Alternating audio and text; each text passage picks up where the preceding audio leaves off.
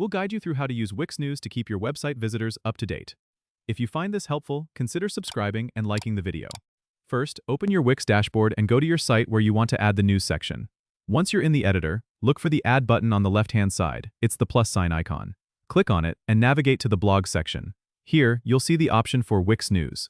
Select it to add a news feed to your site. This feature allows you to create and manage news articles and updates efficiently. After you've added Wix News, you can start writing your first news article by clicking on Create a Post. You'll be taken to a post editor where you can enter your title and content. Make sure your news is engaging and informative. You can also add images or videos to make your articles more appealing. Once you're done, hit the Publish button to make your news live on your site. You have options to schedule posts for future dates if you want to plan ahead. To manage your news, return to the Wix News dashboard where you can view all your articles, edit them, or check their analytics to see how they're performing. This helps you understand which topics resonate with your audience. Remember to customize the look of your news feed to match your site's design by using the design settings under the Wix News section. This ensures a cohesive and professional appearance. By keeping your content fresh and relevant, you can keep your visitors engaged and informed.